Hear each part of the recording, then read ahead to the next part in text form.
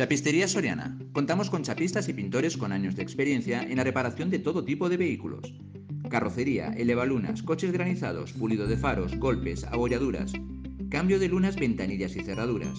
Todo lo que necesitas para tener tu coche a punto. Presupuesto sin compromiso. Encuéntranos en Avenida de Valladolid 103 o en el teléfono 975 22 16 84.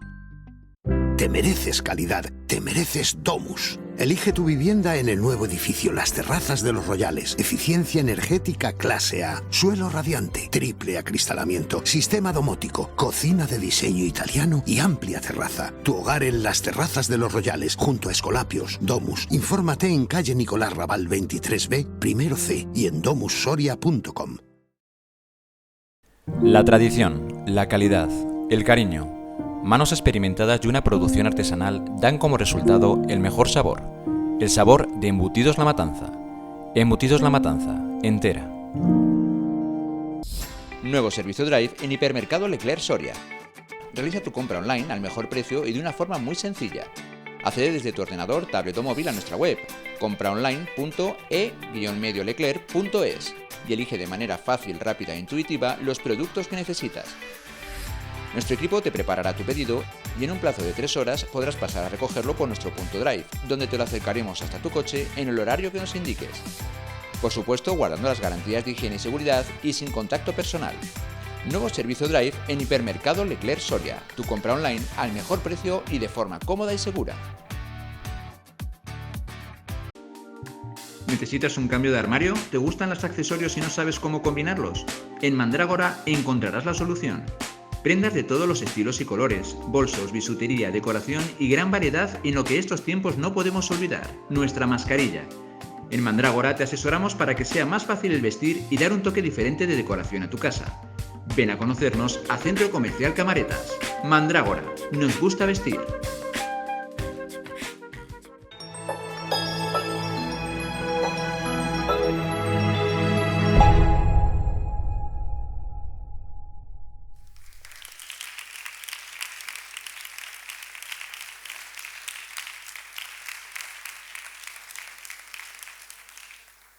Buenos días a todos, muchas gracias por asistir, gracias al Ayuntamiento, gracias a la Junta de Castilla y León por permitirnos celebrar en Soria este Festival Internacional de Literatura en Español.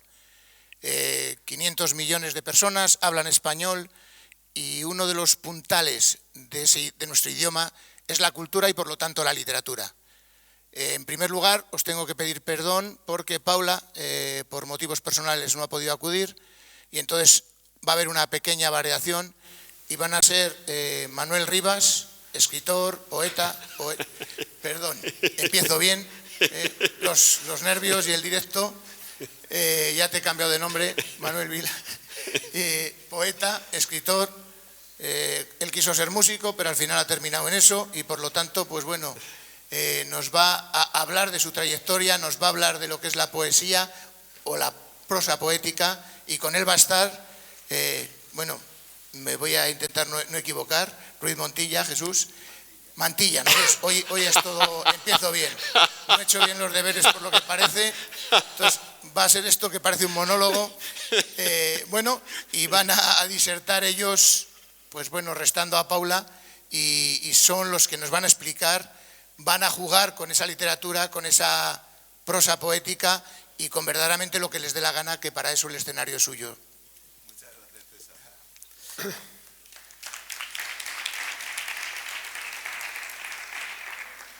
Muchas gracias, César.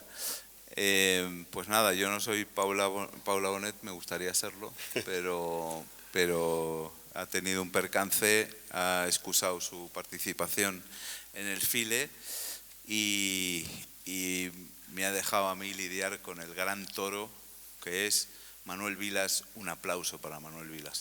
Gracias.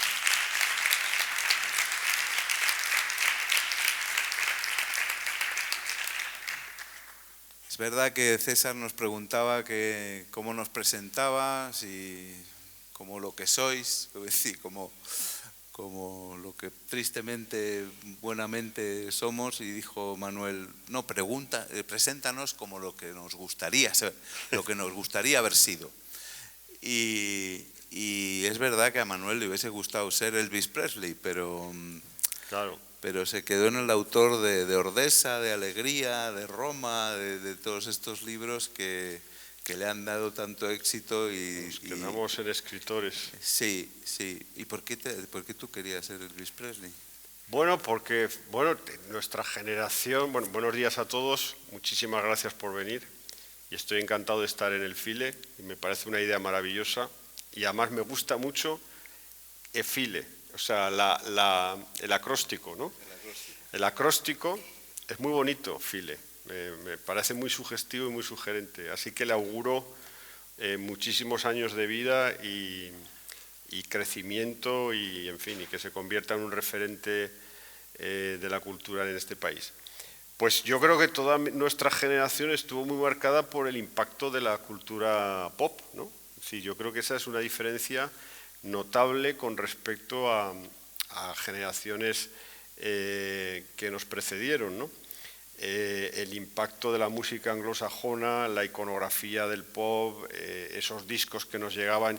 Yo me acuerdo, yo vivía en Barbastro en el año 75, iba a la tienda de discos, me acuerdo de ver el rock and roll animal de Lou Reed, esas imágenes, claro, que contrastaban con lo que tú estabas viviendo, ¿no? Y entonces eso se me grababa como una especie de... Es decir, aquí hay un mundo fuera, poderoso, imaginativo, fascinante, y automáticamente lo que te apetecía era fundar una banda de rock and roll, pero como yo no tenía ningunas dotes musicales, empecé a buscar alternativas y empecé a leer libros y tal, y dije, bueno, pues esto de la literatura parece que no se me da del todo mal. Y por ahí tiré. Parece que tira, ¿no? Por ahí tiré, sí, pero es verdad pero luego he hablado con otros escritores de mi generación y muchos, esa cultura, esa formación sentimental procedente del pop y de la música ha sido importantísimo. Sí, y no ocurría en generaciones precedentes. Ha sido una influencia, yo creo que parecida a la que la generación anterior tuvo con el cine. Exacto, exacto. El cine fue en la precedente nuestra, en la generación precedente, y en la nuestra fue la música pop, sí. Y la de ahora es las series de televisión. Y la de ahora puede ser perfectamente las series de televisión, sí. En cualquier caso, parece siempre que es una especie de influjo que viene del mundo anglosajón, ¿no? Aunque en España se están haciendo series de televisión maravillosas y excelentes, ¿no? Y si tiramos del hilo, no sabríamos decir cuándo la prosa se funde con la poesía y al revés. Es un tema delicado y un tema... Porque para esto hemos venido a hablar de aquí. Tema bonito, para hablar de qué demonios es la prosa poética. Yo lo tengo más o menos controlado el tema. Hay algunas novelas, por ejemplo, que a mí me parece que han sido una fusión, que significa una fusión perfecta entre esa cosa poética que tiene que tener una novela, que te quede algo dentro como lector de una aspiración más allá de la trama que se ha narrado, ¿no?, en la novela, una especie de pozo hermoso que tiene que haber en una novela. Hay referentes que pueden ilustrar un poco esto, ¿no? Yo, por ejemplo, pienso que la fusión perfecta entre la poesía y la narración estaría en una novela como Pedro Páramo, de Juan Rulfo. Allí, por ejemplo, uno diría, bueno, aquí hay una narración, aquí se cuenta una historia, esto es una novela, pero hay un sentido misterioso de la trama, un sentido que no sabría cómo decir, que va más allá de los hechos que se narran y que te toca el corazón de una manera muy profunda, incluso a veces de una manera terrible, y eso es territorio característico de la poesía. Por ejemplo, en Pedro Páramo uno tiene la sensación, al leer esa novela, tiene la sensación de que es una novela que ha sido casi, en vez de, o sea, más que escrita, da la sensación de que ha sido cincelada. Las frases están perfectamente trabadas, perfectamente medidas, son frases con una adjetivación muy precisa, está todo muy bien. Parece como si no hubiera ninguna frase, ningún adjetivo tópico, ningún cliché, y sin embargo no, porque hay un peligro.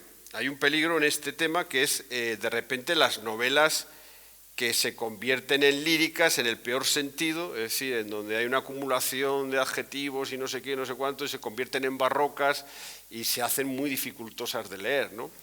Entonces, en cambio, en Pedro Páramo, en la novela de Rulfo, esa poesía es muy sencilla, es muy elemental, son frases cortas y no hay mucha complejidad, ¿no? A mí ese sería una de las novelas más meritorias en ese maridaje entre poesía y narrativa, ¿no?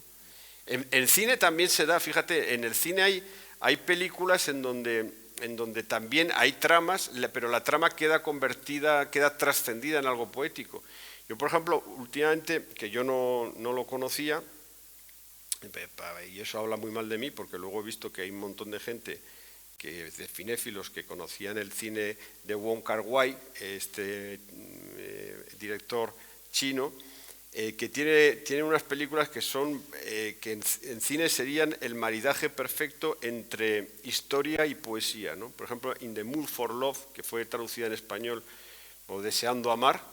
Tú ves esa película, es una película, pero hay un mensaje poético profundo, y es ese misterio entre la narración y la poesía. Y en literatura se da exactamente igual, y en literatura podríamos poner, yo he puesto Pedro Páramo, pero podríamos irnos a muchas otras novelas, ¿no? Bueno, podríamos empezar por la Odisea y podríamos acabar claro, bueno, y luego está la épica, claro que el origen de la literatura es la épica, que es la poesía que narra.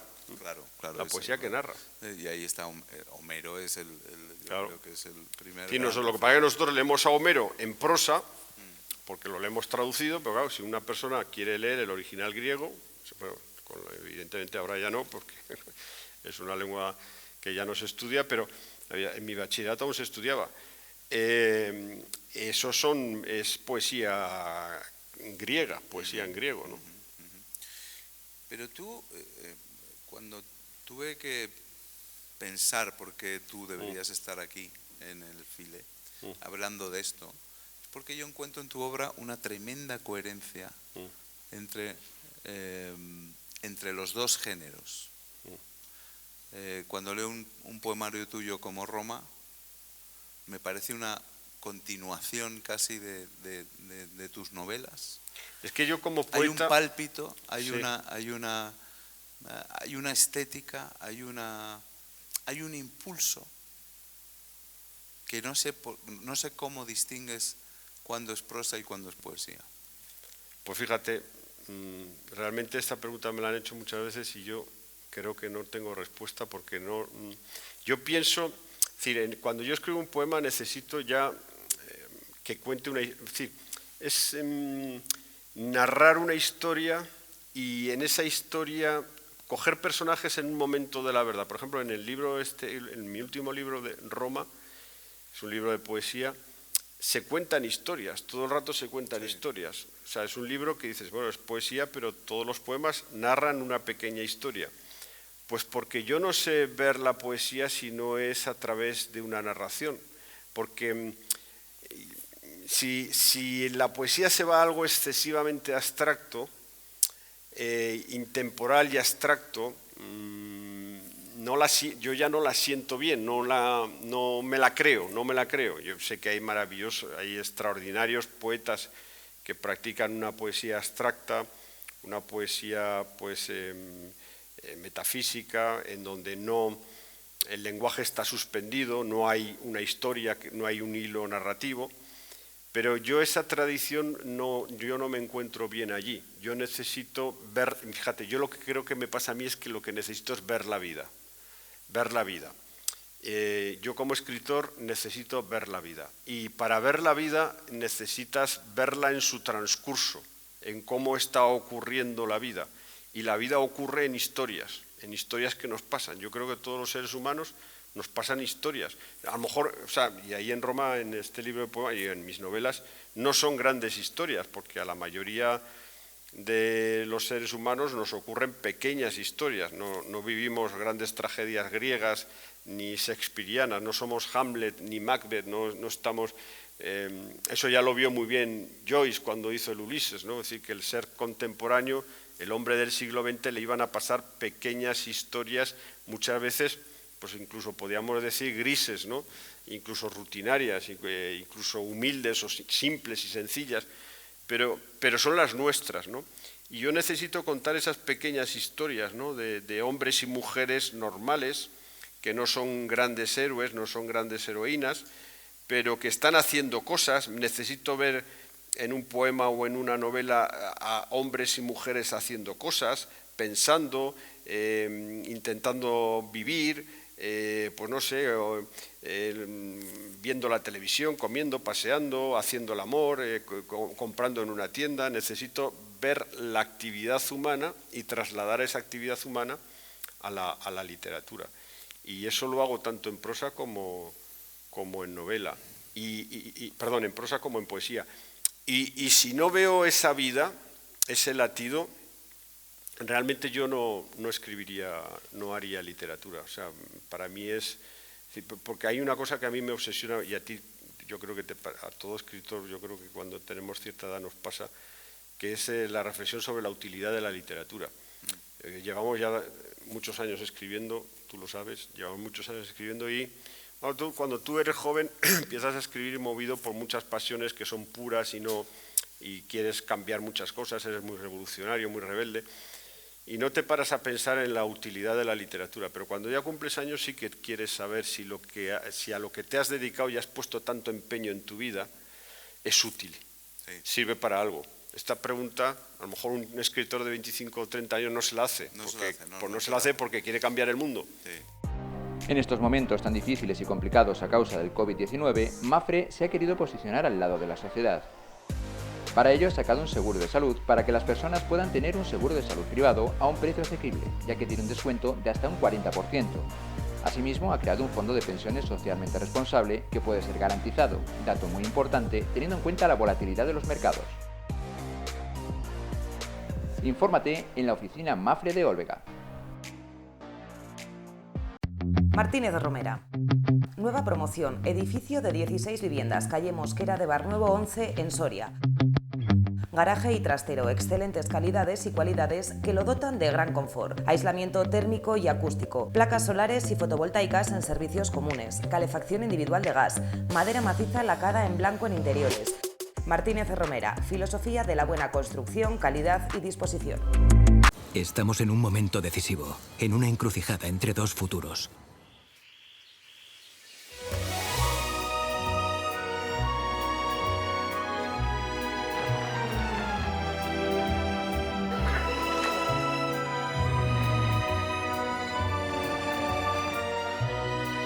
Bienvenidos al futuro. Nuevo Fiat 500 eléctrico con plan Moves 3 desde 14.990 euros.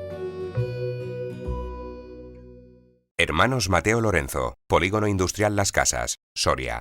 Sí, porque escribe, porque... Sí, pero nosotros nos la hacemos. Porque tiene eso que tú también describes, que tú sí lo tienes, o sea, tú te haces la pregunta, y es verdad que cada vez que yo solo me hago dos preguntas cuando me planteo una novela. Son qué y cómo. El qué es una pregunta ética, es decir, ¿por qué tengo que escribir esta novela y sobre qué merece la pena escribirlo? Y el cómo es una pregunta estética.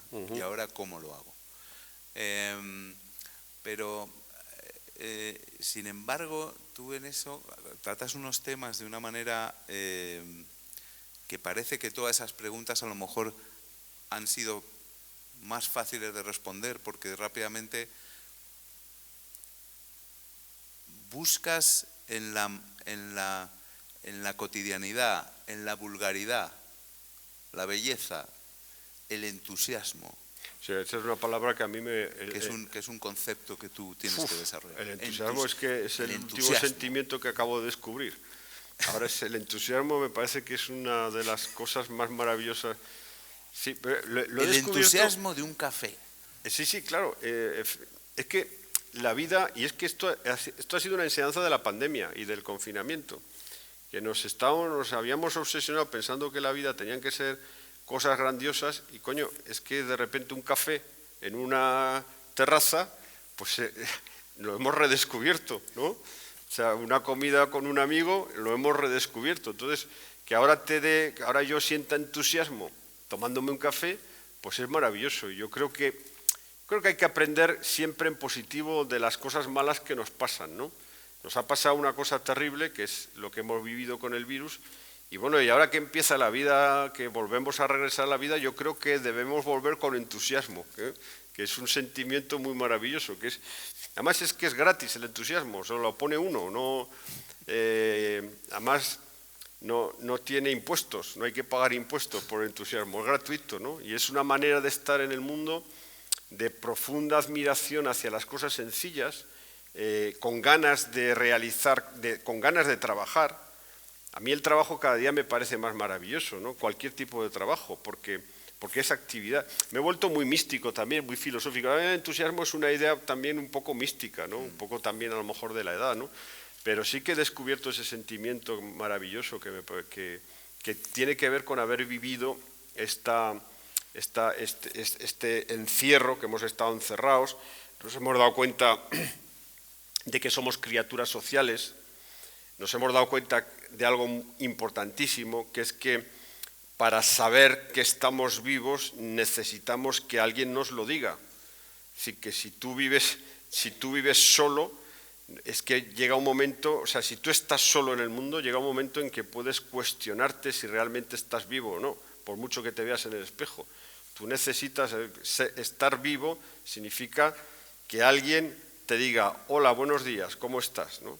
Y salir a la calle y encontrarte gente en el trabajo, los amigos, tus relaciones sociales, etc. Necesitas el espejo de los demás para sentir la fuerza de la vida, para sentir el entusiasmo, para sentir que hay una energía que es la energía misteriosa de la vida, y eso te lo dan los demás. Y eso ha sido lo que hemos descubierto con el encierro. En el encierro estábamos en nuestras casas, bueno, pues sí, hacíamos videollamadas, hablábamos con la familia o con los amigos y tal, pero esa soledad era angustiosa porque no recibíamos la mirada del otro, y la mirada del otro es fundamental. Y eso debería llevarnos a pensar que tenemos que llevarnos mejor entre nosotros, ¿no? Porque dependemos de los demás, ¿no? Y esa dependencia de los demás, además muchas veces es de carácter amoroso en un sentido amplio, de carácter erótico también en un sentido amplio. Es decir, necesitamos a los demás, y ya que necesitamos a los demás, debemos ser amables y cariñosos con los demás, que no cuesta nada, ¿no? Eso es el entusiasmo también, ¿no? Sí, que no es la euforia. No es la euforia. El entusiasmo es estar bien con los demás, ¿no? O sea, ¿qué cuesta decir buenos días muchas veces, decir gracias muchas veces, sonreír muchas veces a todo el mundo, ¿no? O sea, esto yo creo que después de la pandemia deberíamos hacer un esfuerzo. Tendríamos un país mejor. Y fíjate que hay que estamos viviendo un país muy crispado, ¿no? Un país donde necesitamos sonrisas, ¿no? Y la literatura, curiosamente, la literatura es un sitio de fraternidad universal. Es decir, en la literatura no se excluye a nadie. La literatura es el lugar donde la exclusión no existe, ¿no? Todo es bien. Una novela es un lugar que recibe con las puertas abiertas a todo el mundo, ¿no? Y eso también lo ha mostrado la pandemia. Es decir, la literatura como el mejor amigo de un hombre o de una mujer, ¿no? Un amigo que no te pregunta ni quién eres, ni si eres alto o pequeño, calvo o melenudo, si te va bien en la vida, si eres rico, si eres pobre. La novela es un sitio, cualquier libro, un libro de poemas, una novela, es un sitio donde todo el mundo es bienvenido, ¿no? Todo lector es bienvenido. Sí, ¿no? Y esa euforia además está sobrevalorada a lo mejor, ¿no? La euforia quizás sea un sentimiento más falso. La euforia es algo que es un chispazo, pero que no se mantiene en el tiempo, ¿no? Y muchas veces provoca que cuando decae es depresión. Y cuando decae es depresión. La euforia tiene algo de falso, ¿no? De algo de mentiroso. El eufórico a mí no me interesa. El entusiasmo sí, que el entusiasmo es una actitud moral también, una actitud de un sí a la vida. Es un poco nietzscheano también. El entusiasmo es más infantil. Es infantil. Es inocente. Es inocente. Sí, a mí me gusta mucho es inocente, también. ¿no? Es inocente, El entusiasta es una persona que mucha gente diría, pero que está tonto, ¿qué? ¿No? Pero sin embargo el entusiasta, a pesar de que le digan que es un simple, sigue siendo entusiasta. Sí, puede correr el riesgo de que le digan, este tío es un simple, ¿para qué sonríe tanto? Pero es un riesgo maravilloso que vale la pena correr, ¿no? Porque yo creo que el entusiasta lleva una ganancia moral dentro, ¿no? Que es una relación, que tiene una buena relación con la... Yo creo que todo ser humano, y a eso ayuda la literatura, tarde o temprano tiene que gestionar bien su existencia y tiene que tener un buen pacto con la vida, sobre todo cuando tienes más de 50 años, ¿no? Hasta los 50 años todo puede ser una especie de exploración y de pruebas, ¿no? Pruebas generales a ver qué tal está uno, ¿no? Y a partir de los 50 ya uno necesita tener certezas, ¿no? Y tener una buena gestión de su propia existencia, y el entusiasmo sirve. Y eso pasa, en tu caso ha pasado a partir de los 50... Es que yo tenía un amigo que su padre le decía, mira, un hombre hasta los 50 años no es un hombre. Si a partir de los 50 años se puede considerar un hombre o una mujer, ¿no? Y hoy en El País leía una entrevista maravillosa de una que le hacía Luz Sánchez Mellado a una cantante, no me acuerdo ahora cómo se llama, que decía ella que dice, una mujer a partir de los 50 años era una cantante, no me acuerdo ahora cómo se llama, una mujer a partir de los 50 años está en la plenitud, o sea, los 50 años están en una edad ahora, una edad de oro, ¿no? Apueste por el futuro, apueste por la energía sostenible. Y ahora los vecinos que se conecten a la red de calor antes del 31 de julio pueden acceder a las ayudas de rehabilitación energética. Supone un ahorro en la factura de calefacción y agua caliente de más del 70%. Pregunte a su administrador. Infórmese en calle Medina Ceri 2 o en reddecalordesoria.es. Revi, un compromiso con Soria y con el medio ambiente. En Serviam somos especialistas en control de plagas, abordando el problema de manera personalizada y ofreciendo el tratamiento más efectivo para resolver cada situación de manera eficaz, dando un servicio de calidad y garantía. Trabajamos en toda la provincia de Soria. Presupuesto sin compromiso. Serviam, más de 15 años garantizando tu salud y la de los tuyos. En Supermercado Daco estamos de aniversario. Cumplimos 5 años y queremos celebrarlo contigo. Sorteamos 5 carros de la compra con productos Unide. ¿Qué tienes que hacer para participar? Es muy fácil. Por compras superiores a 10 euros, en nuestro establecimiento te entregaremos una papeleta que tendrás que rellenar con tus datos e introducir en nuestra urna. El próximo 21 de julio realizaremos en directo el sorteo entre todas las papeletas participantes. ¿Te imaginas que te toca? Pues no imagines y participa ya en el sorteo del 5º aniversario de Supermercado Daco. Supermercado Daco, 5 años al servicio de nuestros clientes. ¿Tu literatura cambió a partir de los 50 años?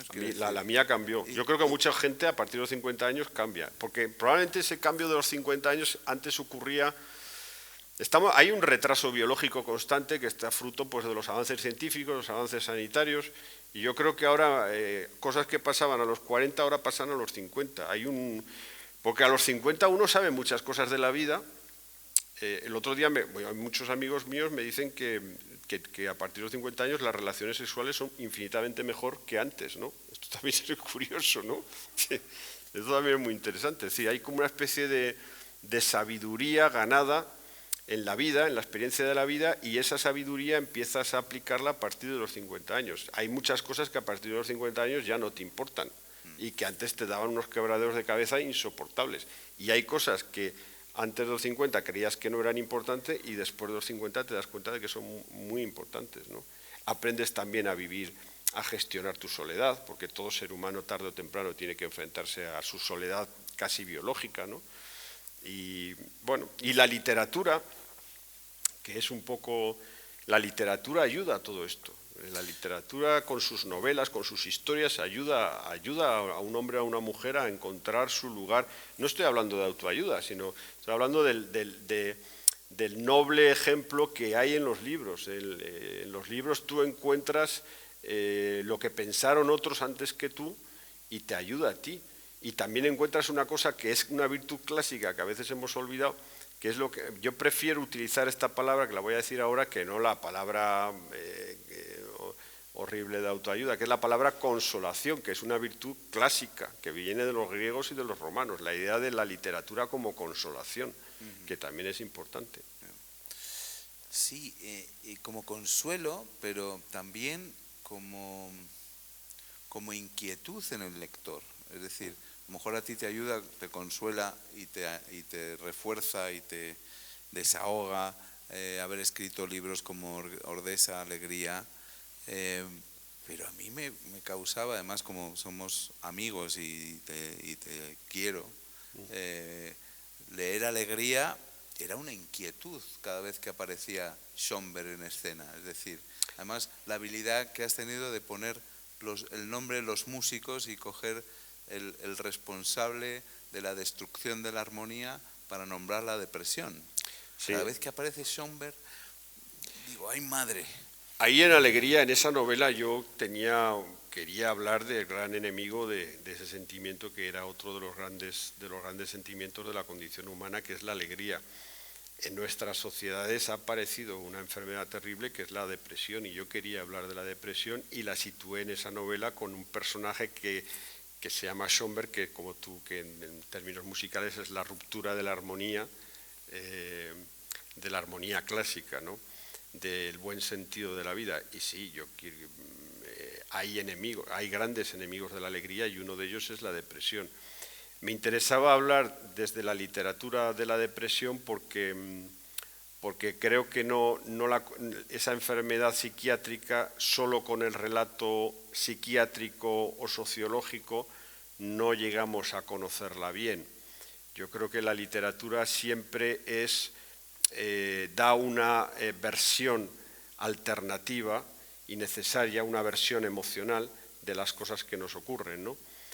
Yo creo que el deprimido, el que llamamos deprimido, es una persona muy inteligente. Socialmente es una persona estigmatizada. A mí también me quería recordar eso, que esa estigmatización social de la depresión me parece una cosa terrible y de una profunda injusticia, porque el deprimido es una persona muy inteligente y muy sensible. El deprimido es alguien que ve el vacío del mundo y empatiza con ese vacío. Es como si ese vacío se le llevara el alma, ¿no? Pero ese vacío, ver el vacío del mundo, yo creo que es algo profundamente inteligente, porque es verdad que el mundo puede estar vacío.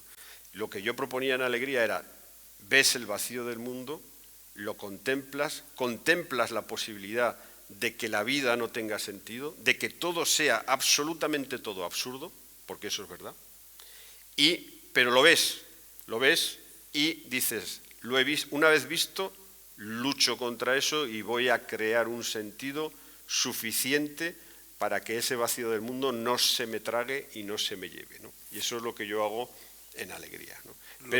Pero pasar por el mundo sin darse cuenta, sin ver esa posibilidad de que la vida humana no tenga sentido, porque vemos muchas cosas que avalan esa teoría, vemos sufrimiento, vemos injusticia, vemos catástrofes mundiales, vemos países que están destrozados, vemos gente muriendo, gente pasando hambre, vemos que nos estamos cargando el planeta, vemos un montón de cosas que avalan la teoría de que la vida puede ser un error, ¿no? Pero ver esa posibilidad y luchar contra eso es lo que yo proponía en esa novela, en Alegría, por eso se titula así.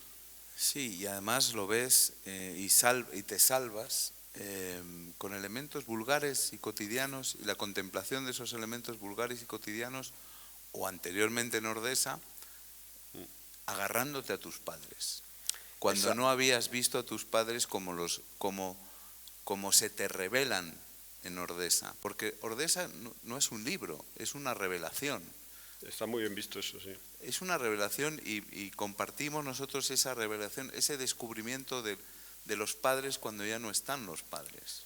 Eso es uno de los grandes misterios que me ha ocurrido a mí en la vida y es una cosa misteriosísima que sigo todavía interrogándome sobre ella, que es por qué ahora mis padres son tan importantes, ahora que no están. Eso es un misterio terrible, ¿no?, de la condición humana, que he visto que para muchísimas personas ese misterio es también importantísimo, ¿no? Una de las cosas que pasó con Ordesa fue que miles de lectores veían ese misterio en su propia vida, ¿no? Es decir, probablemente cuando tú tienes 20 años o 25 años, pues tu padre y tu madre son tu padre y tu madre, pero no son tremendamente importantes en tu vida. Cuando los pierdes o cuando empiezas a cumplir años te das cuenta de que tu padre y tu madre son la raíz profunda de tu existencia y es más, son la razón de que tú estés en este mundo. Y heredas todo, no solo la herencia genética, sino heredas todo lo que les viste hacer. O sea, un niño se le graba de una manera tremenda lo que hace su padre y lo que hace su madre, y no lo sabe en ese momento. Un niño de 6 o 7 años está todo el rato contemplando lo que hace su padre y su madre y se le está grabando. Y eso aparece cuando tiene 40 y tantos años, se comporta conforme a lo que vio hacer a su padre. Son los referentes absolutos, son sus guías. El padre y la madre son sus guías en la vida. Y cuando ellos desaparecen, que fue lo que a mí me pasó, yo empecé a escribir Ordesa después de la muerte de mi madre en el año 2014, cuando mi madre murió, de repente vi que toda mi familia, la familia que había fundado mi padre, se la tragaba el tiempo, era como si se la tragase la oscuridad, y desaparecía mi infancia, desaparecía lo que habíamos vivido. Entonces a mí eso me produjo un tremendo shock moral, emocional, y me puse a escribir para salvar la memoria de esa familia y para decir y sobre todo para decir algo que era increíble, que era que yo quería profundamente a mi padre y a mi madre y que nunca nos lo dijimos, ¿no? ¿Qué pasó para que no nos lo dijéramos, ¿no? Y de repente pues vi que era muy generacional, porque claro, era una familia, mi familia era una familia construida en los años 60, era una familia española típica de clase media baja, y en ese ámbito tan clase media baja no sabíamos muy bien qué éramos. Desde luego clase media alta no lo éramos, eso seguro. Y bueno, indagué en todo eso y escribí esa novela, pues no sé, fruto de ese enamoramiento que descubres tarde, cuando ya... Sí, ¿por qué no hablamos? La pregunta era, ¿por qué no hablé yo con mi padre del amor que nos teníamos, ¿no? ¿Qué pasó para que no pude? Es evidente que yo sabía que él me quería y él sabía que yo le quería, pero no verbalizábamos el amor. Toda una generación de españoles, de familias españolas, de aquellas familias, no hablaban de sentimientos, no hablaban de amor, y con mi madre tampoco. Ahora sí, ahora aún debería hablarse más. Yo veo que incluso las familias actuales podrían hablar más de sentimientos, ¿no? Y hablar de sentimientos es bueno, nos hace mejores personas, ¿no? Y esa generación no hablaba de sentimientos. Y como no hablaba de sentimientos, pues yo, cuando murió mi madre, dije, voy a escribir una novela con todos los sentimientos que no nos dijimos cuando ellos estaban vivos. Recambios Autoduero. Productos y piezas de recambio para tu vehículo. Trabajamos con las mejores marcas del mercado. Tú nos ayudas a mejorar la calidad de nuestro servicio día a día. Recambios Autoduero. Tienda en Soria. Bar Restaurante Donde Siempre. Ahora tu mejor lugar de encuentro.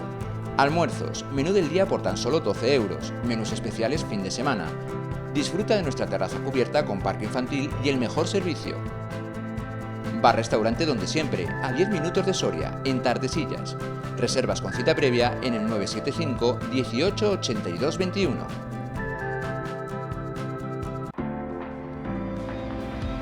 Conectamos cuando eres tú quien decide cómo pagar.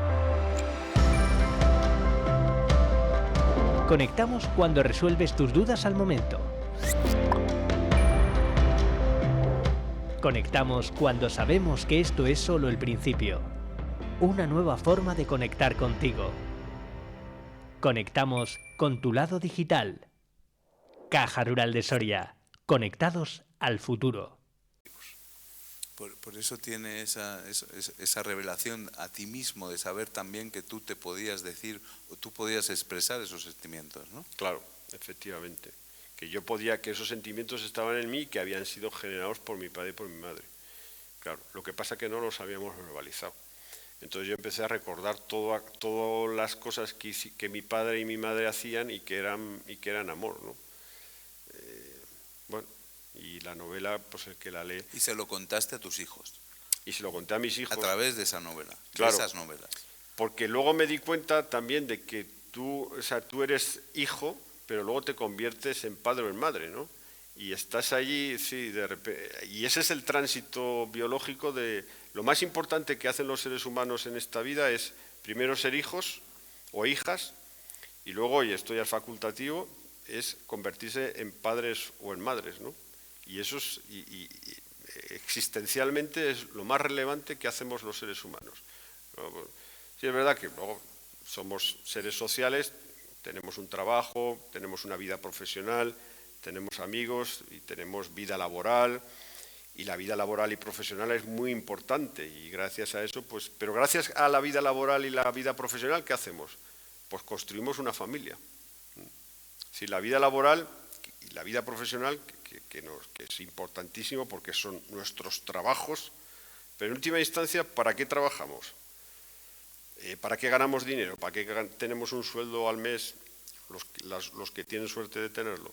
Pues para construir una familia, es decir, para trascender eso en unos hijos, en un sentido... pero es que detrás hay algo muy poderoso, que es atávico, que es la continuidad de la vida. Eso yo lo vi en mi madre. Mi madre era una mujer absolutamente primitiva, o sea, mediterránea y primitiva. Fíjate, mi madre, cuando nacimos mi hermano y yo, mi madre pensó que se debía, que ella, su vida era ya mi hermano y yo. Se ocupaba de su marido, por supuesto, pero su obsesión éramos nosotros, mi hermano y yo, porque éramos la continuidad de la vida. Cuando vio que tenía nietos, mi hermano y yo dejamos de ser importantes y pasaron a ser importantes los nietos. O sea, era obsesiva con los nietos. ¿Por qué? Porque veía en ellos la continuidad de la vida.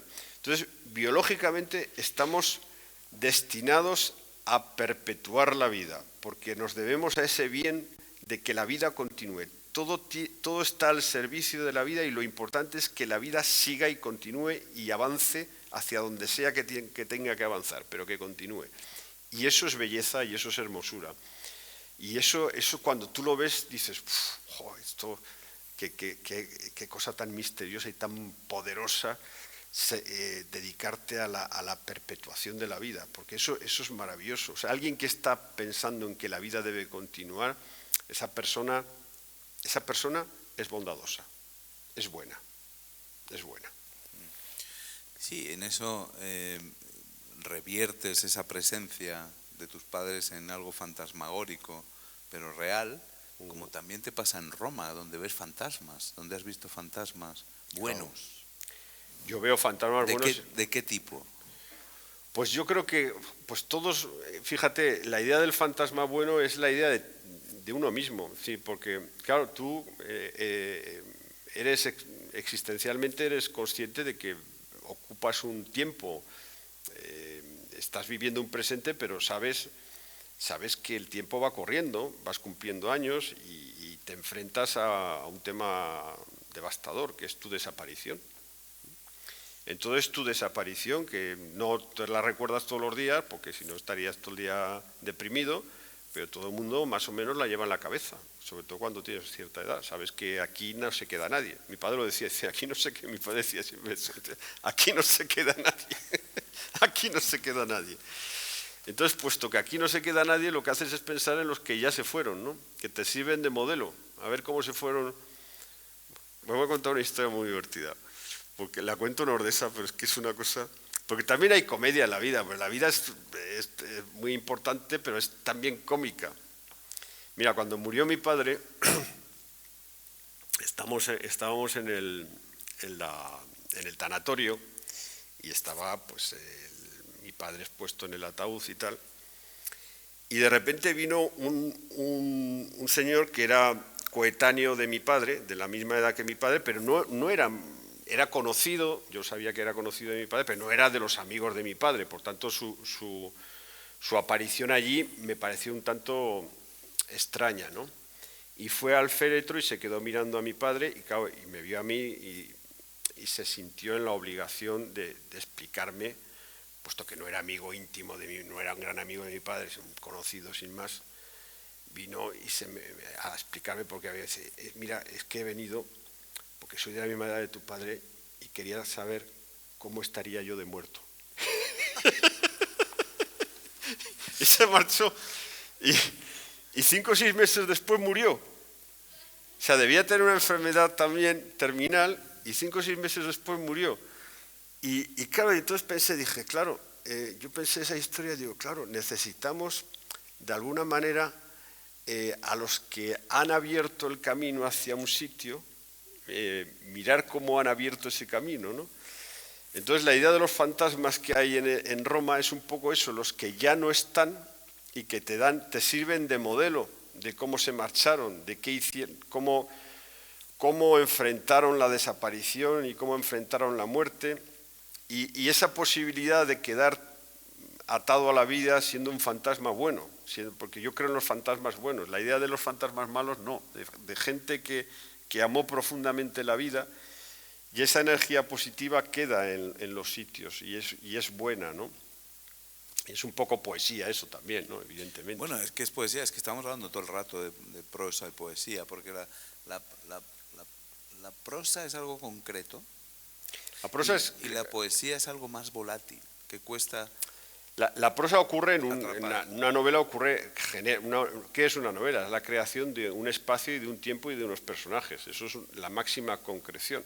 Claro. Es una arquitectura, ¿no? Es una arquitectura concreta, es decir, de hecho el éxito de la novela es porque es concreta, es decir, tú ves ahí una serie de gente haciendo cosas en un sitio, en un pueblo, en una ciudad, en una casa, todo es concreto y concebible y palpable.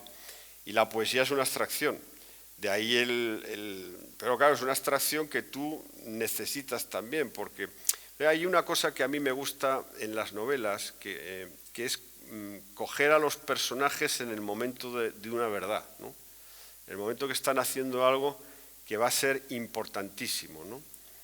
Aunque sea que estén haciendo algo cotidiano, pero que es verlos en el momento de su verdad profunda, ¿no? Y ahí es donde en lo concreto aparece la poesía, ¿no? También. Sí, porque la poesía efectivamente se puede trasladar. Antes hablabas de Wong Kar-wai, pero me extraña que no hayas hablado tanto o más de otro grandísimo poeta visual que es Sorrentino. Y además, además que has convivido con él en gran parte. Sí. Es que es lo mismo, Sorrentino es como Sorrentino y Wong Kar-wai son dos... yo me quedo con Sorrentino, ¿eh? Los dos son... Sorrentino es la grande belleza, es un prodigio de película. También Fellini es otro gran hombre que fusionaba una historia con un sentido poético. O sea, tú vas a, yo qué sé, por ejemplo, 8 y medio o La Dolce Vita, pues son películas que narran una historia pero están concebidas poéticamente. Incluso, fíjate, en directores, ahora que celebramos los 100 años de Berlanga también tenía era una poesía cómica, pero era poesía. O sea, El Verdugo es una película que tiene cimientos poéticos. Sí, sí. Se va hacia la comedia, pero es que la comedia, la risa, es también poesía. Reírse, o sea, la risa que desencadena Berlanga no es una risa normal, es una risa que no es la risa de un chiste sin más, es una risa casi filosófica. Y cuando la risa tiene un entramado filosófico, se da de bruces también con la poesía. Yo soy muy fan de Berlanga, yo El Verdugo me la sé de memoria, la habré visto más de 50 veces, y yo la veo porque yo veo poesía allí también. Hay una poesía cómica muy, muy, muy importante también. Hay una poesía también en Plácido, aunque sea una cosa tan concreta como un planteamiento de decir, un señor tiene que pagar la letra del motocarro al final del día, y a partir de ahí te cuento España. Exacto. Plácido además es otra de las... Está llena de poesía, Plácido también. Es una poesía cómica, una poesía humorística, pero poesía sin duda. Sí. Sí, sí. ¿Eres feliz? Lo intento. Fíjate, yo creo que la felicidad... Hay un sentimiento, yo lo dije en Alegría, me interesa más... Mira, la felicidad... Yo esto he pensado mucho. Yo lo que quiero es estar alegre, porque la felicidad... tal como hoy la vivimos es un sentimiento de carácter social. Es decir, si tú no triunfas en la vida, profesional, laboralmente, económicamente, sentimentalmente, pues y dices que eres feliz, la gente dirá, este tío está tonto. O sea, imagínate que te va fatal en la vida, yo qué sé, que no tienes trabajo, que te has divorciado, que no te quiere nadie, que no sé qué, que no sé cuántos, ¿cómo vas a decir que eres feliz? ¿No? En cambio sí puedes decir que estás alegre. Entonces, eso a mí, cuando vi esa diferencia entre felicidad y alegría, dije, yo me quedo con la alegría, porque la alegría está blindada. La alegría está blindada ante el fracaso, en cambio la felicidad no. Es decir, si tú fracasas, la felicidad te va a dejar en la estacada, pero la alegría no. La alegría, tú puedes haber fracasado en la vida porque te ha ido muy mal y sin embargo tener una relación extraordinaria con la vida, porque es una cosa privada. La alegría es algo personal de tu propio corazón, es algo biológico y atávico y tiene que ver con que te baste la luz del sol, te baste la brisa, te baste el viento, los caminos, los árboles, los pájaros, los perros, la gente que camina por... Solo con eso ya estar alegre, ¿no? Entonces, me gusta más la alegría que la felicidad. Es el momento de creer en nosotros, en nuestros pueblos, en la calidad de nuestros productos, en el trabajo bien hecho.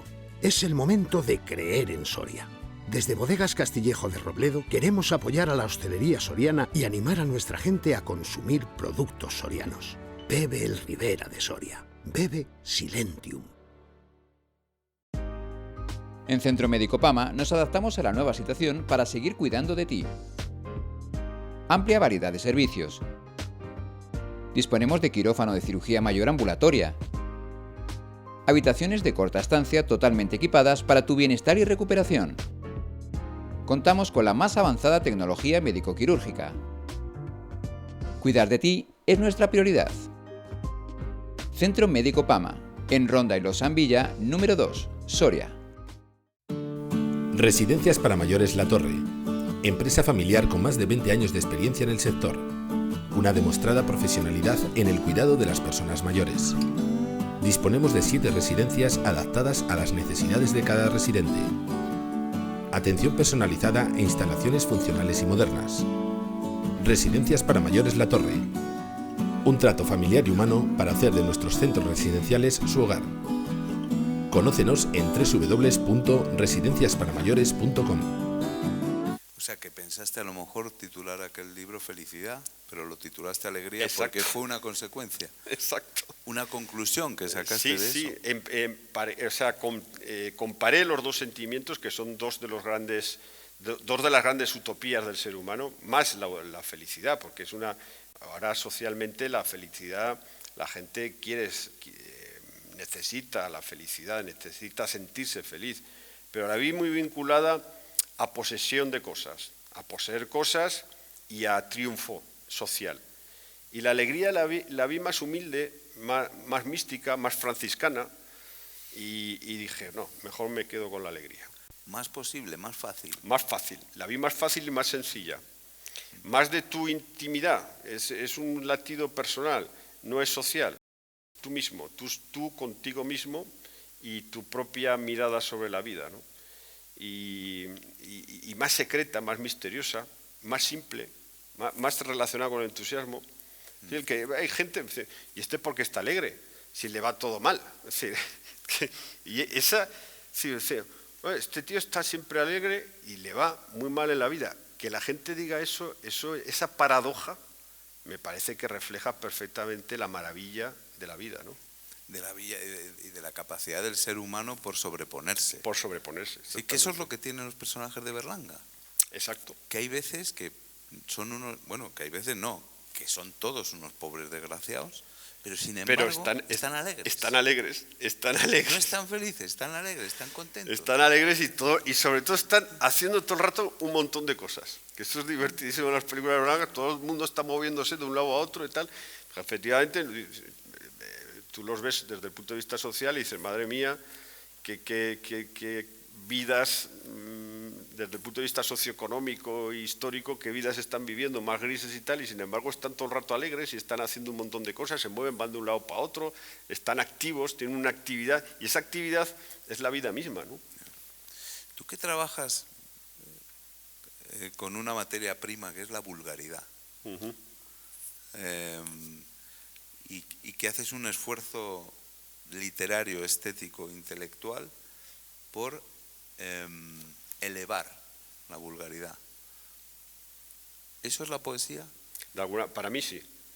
Algunos te dirían que no, porque depende de la... Yo creo que eso siempre, el gran desafío de la gran poesía ha sido eso, porque te voy a poner un ejemplo. Cuando el poeta francés Baudelaire empezó a hablar de las calles de París, de la gente que vivía... o sea, cuando empezó a tratar temas que no eran nobles de la poesía francesa, se le echaron encima. Le dijeron, pero oiga usted, ¿por qué habla de las calles miserables de París? Usted tiene que hablar de los grandes monumentos.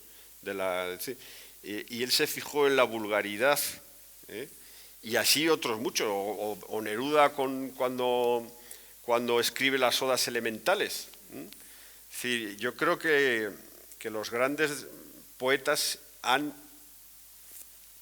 visto la vulgaridad y han dicho, allí está la vida y vamos a hablar, y es obligación de la poesía convertir, que la vulgaridad es la normalidad y la cotidianidad y lo que somos, y vamos a transformar eso en poesía. Yo creo, porque claro, luego tú te lees las odas elementales y dices, o te lees a Baudelaire y dices, claro, esto es poesía, claro, pero en su momento la gente vio que aquello era vulgar.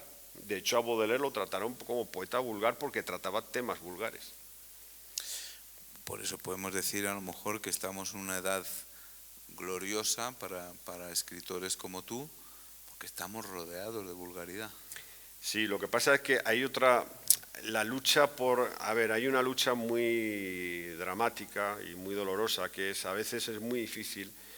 Hay una utopía que un escritor, al menos el tipo de escritor que yo soy, que es también la belleza. Es decir, yo me he dado cuenta que los seres humanos no pueden, que no solo de pan vive el hombre. Este dicho bíblico es importantísimo. O sea, la gente necesita belleza. O sea, tú no puedes dar a los ciudadanos siempre fealdad de todo tipo, fealdad arquitectónica, fealdad en las ciudades, yo que sé, un clima que, como estamos viviendo, el cambio climático, o sea, de repente 40 grados que en Madrid, todo eso es fealdad también. Hay que generar espacios de belleza. Entonces, yo estoy muy preocupado por eso, porque, por ejemplo, ¿por qué va la gente? ¿Qué hay en los museos? ¿Por qué siempre hay colas en los museos, ¿no? ¿Por qué la gente necesita ir a los museos? Porque ahí está la belleza, ¿no? Y la gente necesita verla, ¿no? Entonces debemos tener, sociopolíticamente, hay que generar, hay que repartir belleza también. O sea, la gente necesita belleza, porque la belleza hace crecer a la gente, les da una dimensión espiritual y humana que hace que sus vidas sean mejores, ¿no? Entonces yo a veces, por ejemplo, hay una cosa que yo a nivel personal, yo llevo muy mal, que es la fealdad arquitectónica. O sea, ¿por qué se hacen casas tan feas? Es una cosa que yo he hablado con muchos arquitectos, tengo amigos arquitectos y les pregunto, oye, ¿por qué hacéis casas tan feas? Y me dice, pues que no podemos hacer otra cosa. Dice, ya lo sé, que son feas, pero no podemos hacer otras cosas. No hay forma de poder hacer casas más bonitas. Digo, pero ¿por qué no les ponéis algo, un adorno, un no sé qué? ¿Por qué son tan feas? A lo mejor no es cuestión de dinero, sino de imaginación, ¿no? Es cuestión de imaginación. Yo creo que tus amigos arquitectos te mienten. Algunos, no, yo he hablado con algunos y me dicen, o sea, me dicen que sí, que ellos son los primeros que lo ven, pero que los constructores, los no sé qué, los temas económicos, el suelo, no sé qué, no sé cuántos, pues les obliga a hacer esa no lo sé, pero ¿por qué no podemos generar un poco más de belleza en las ciudades, no? En fin. Sublimar. La sublimación. Exacto. Bueno, pues para sublimarnos hemos tenido bastante con el gran Manuel Vilas. Hemos charlado de muchas cosas, hemos mejorado un poco. Bueno, hemos mejorado el nivel de un domingo por la mañana. Sí. Un aplauso para el gran Manolo. Muchísimas gracias.